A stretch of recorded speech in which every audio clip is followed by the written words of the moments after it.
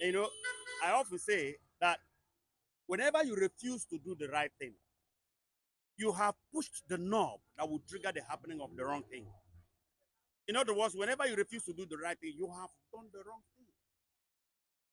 The polity in this country is terrible. The political structure of Nigeria is terrible. Those in leadership positions in Nigeria are terrible people who refuse to do the right thing. How can Fulani, a group of people from the Sahel, who migrated into this geographical sphere that is called Nigeria, now give an indigenous people ultimatum to vacate their land that they, Sahelians, may take possession of that land? It's crazy. It is unacceptable. But then you look at it. Bible says that whatsoever a man soweth, the same he shall reap. The Bible says as long as the earth endures, sowing time and reaping time will never cease. And I say life is faithful. It gives back to you what you gave to it. If you put 1 million naira in the bank, you cannot go and withdraw 1.1 million naira. One dime above it, no, bank cannot give you. If you sow cassava, you will reap cassava. If you sow rice, you will reap rice. What did BENUE people do to Igbos during the war? Igbos who were fleeing north from being killed in the north, getting home to BENUE. BENUE people will kill them in BENUE.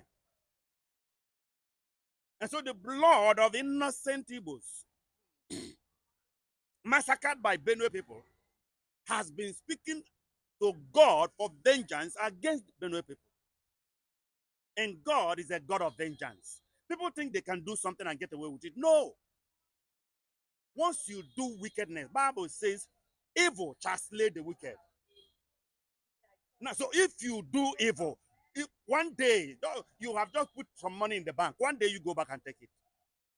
If you do evil, you have just sown something, a day is coming, you will reap it. My pain now is the 13 Igbo communities created into BENUE. They should find a way and vacate there. Because hell is coming on BENUE. Now, the killing there has been so much since Buhari, the Fulani, came into power, and has been desiring to fulfill the vision of Othman Danfodio, the Fulani father, which is Islamize and Fulanize.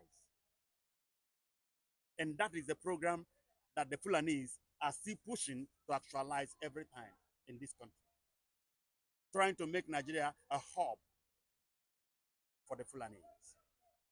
It is a pity that such thing is happening. It is a pity because no matter what, the BENUE people are humans. You don't waste human blood like you're wasting the blood of animal. Because even those who are killing now will one day receive their own repercussion. That is the situation. And that's why I keep saying it. Nigeria will never prosper. Nigeria will never grow. It will never be well in Nigeria until the political structure is changed. How do you mean the political structure is changed? You mean removing APC for another party No, to take over? it's not about political party. It's about the political structure. We have to go back to regional government or practice true federalism. States control your resources. Pay percent to the federal purse for the maintenance of the federal structure. It has three options. One must be done. Through federalism, where states control their resources and pay percent to the federal purse for the maintenance of the federal structure, or we go back to regional government where regions were controlling their life and what they have and they were just contributing to the center, or we go back to who we were before Britain came here and amalgamated us in 1914. East was independent, South was West was independent, and North was independent. We break the nation. I have three republics: Republic of Biafra, Republic of Oduduwa, and Republic of Arewa. This is the solution. Because the way Nigeria is constituted, it is a no man's land. It is a no man's business. The Yoruba man gets there, it is not his business. The Hausa man gets there, it is not his business. The Easterner who owns the resources, the oil, is cut off from power totally. And so the oil, since it doesn't belong to the West, West can mess it up. Since it doesn't belong to the North, North can mess it up. And they sit on power with the help of Britain. So that is the problem. The political structure is the problem. And this problem will continue unabatedly. Because you cannot do wrong and reap right. You cannot do something wrongly and get the right result. No, it doesn't ever happen. Okay, the political structure is one of the nightmare. That is the major nightmare. That is the major problem. That is the problem that creates other problems. Now, is there any political will on the part of those within the corridor of power to set things right? They don't. No such will. No, which means The way all Nigeria hope is lost. The way Nigeria is porous, politically and security wise. Nigeria is very porous. They made it so. Britain made it so that they may be able to access our wealth and take our wealth. They are living on our wealth.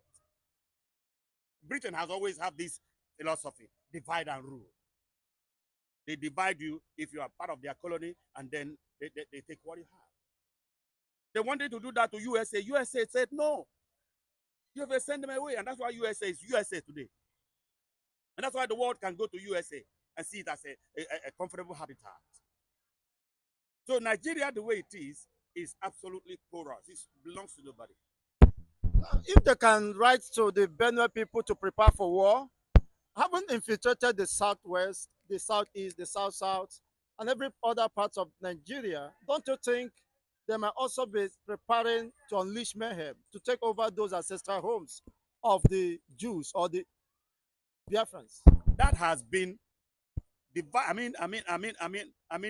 Fulanized and Islamized. Kill them, take over their land has always been the vision of the Fulanis, and we know. And we have seen the handwriting on the wall. The other day, I heard that the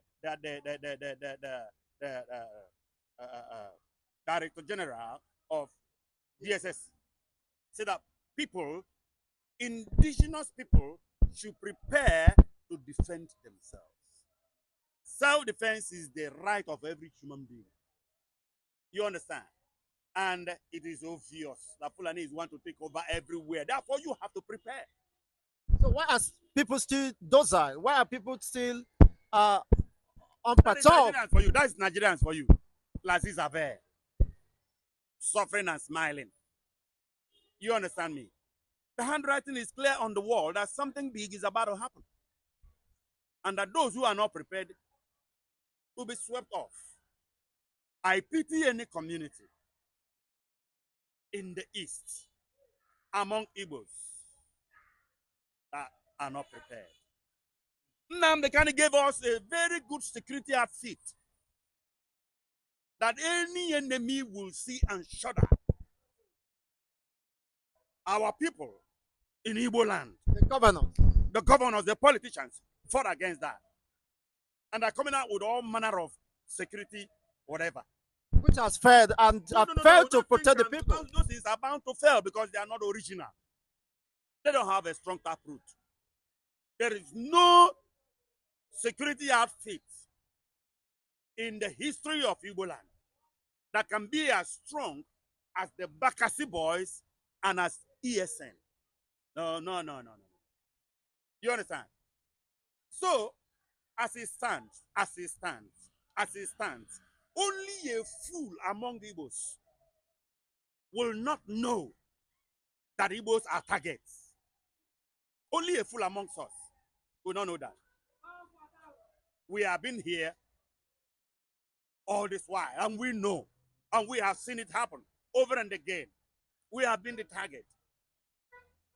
And thank God for our Jewish heritage, which is keeping us, which is the covenant that we have, that Israel had with his people.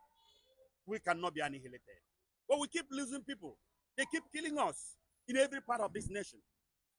Now, look at the Yorubas. Amotekun is improving every day. The Yoruba governors have rallied round the Amotekun idea. and are even making them more sophisticated. But despite that, there have been series of attacks within the Southwest, Yeah, there will be attack. The enemy will always and attack. communities overrun. The enemies will always attack. But that is also the political thing. The political will. Because politicians that we have are not leaders. They are career politicians. And so in every situation, they think about their political career. They protect their political career first. And that gives the enemy the opportunity to strike. You understand? So you see that among the Southwest politicians and a security outfit, Amoteku.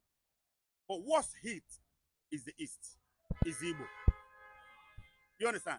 And so Igbos should understand, understand that the enemy is at the door. That the enemy is at the door. Every family, every man in Igbo land, every community, that every village that is not prepared will be swept off. Mark my word. Because the enemy that we are fighting is very strong.